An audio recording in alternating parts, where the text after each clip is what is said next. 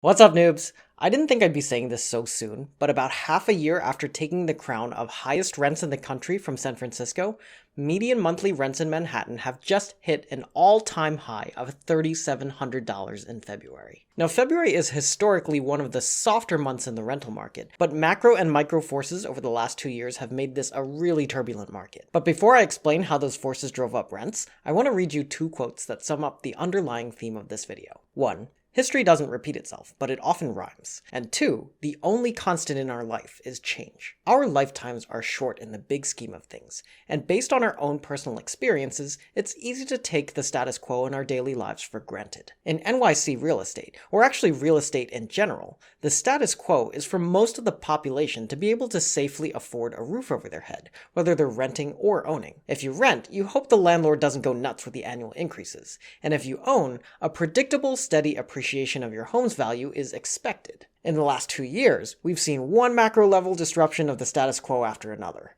The pandemic totally upended our lifestyles, but also prompted the printing of trillions of dollars out of thin air, and triggered a massive transfer of wealth to tech companies and employees. These disruptions in turn caused a huge spike in US inflation.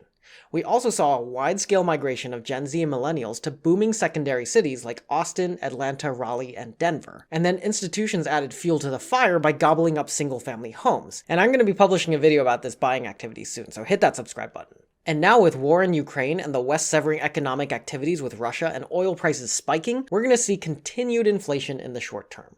As a side note, I do want to point out that across human history, armed conflict and not peacetime has been the norm. Now, zoom out and look at the history of real estate pricing in NYC. And I mean really zoom out. Across 100 years, the only constant in NYC is its ability to adapt to economic and political change.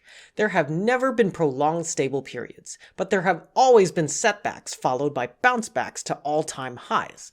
NYC is a city of superlatives. It's America's densest, wealthiest city with the best pizza on the planet, and I will fight you on that. So of course it's bouncing back. History rhymes. And if we look at local microeconomic factors, we start to see some of the reasons fueling this rental price surge. Remember that massive transfer of wealth I mentioned? It's making its way through the economy in the form of a super competitive job market. The national media narrative about the Great Resignation is bull. People aren't quitting and giving up. Companies are fighting for talent and paying up. So people are switching to better jobs to get paid better.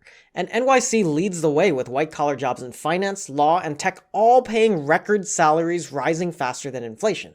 So naturally, these employees can afford higher rents in a competitive housing market. But it's not just a bunch of well-paid white-collar employees driving up the whole market. There's a few other mechanics going on here. 1. Companies are asking their employees to come back to the office a few days a week. New York's mask mandate has been loosened, we're mostly vaccinated, and the Omicron surge is behind us.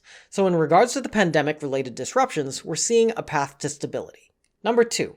Pandemic rent concessions are ending right around now. During the lockdowns, a lot of landlords set high gross rents, but gave a couple months free or a temporary discount to lower the net effective rents. These were the best rental deals I've seen in over a decade, and it helped keep vacancies down and landlords afloat during the worst of the pandemic. With those deals expiring now, the gross rents are becoming the net effective rents. Number 3. Property taxes never went down during the pandemic. Actually, the increases might have sped up because the city's going through some serious budget issues right now, and over 60% of all tax revenues come from property taxes. And with inflation affecting the price of labor and materials, maintenance is getting more expensive for landlords too. So landlords have to keep up by raising rents. And number 4, in the last couple years, NYC has issued the least number of new housing permits out of all the cities in the Northeast. So supply right now is super tight versus the skyrocketing demand. This is all 2020 in hindsight, and now you're probably wondering some even bigger questions. Like, where do we go from here? Where's my favorite pizza place? Are all-time high prices sustainable? Are $1 pizza slices gone for good? How long is inflation gonna last? Which brings me back to this video's theme. History rhymes, and the only constant in life is change. I'll be exploring a lot of these questions as they pertain to real estate in the coming months, and in the meantime, I haven't done a womb in a while. So here's a couple book recommendations to guide your thinking as we dissect the changes taking place. Anti-Fragile by Nassim Nicholas Taleb explains how anti-fragile systems can withstand shocks. So if you can identify how robust a system is, you can also tell when it might fall apart in the face of change. And The Changing World Order by Ray Dalio analyzes patterns in the rise and fall of empires over hundreds of years. So he helps put this current situation in context over a much longer timeline. Stay curious, noobs.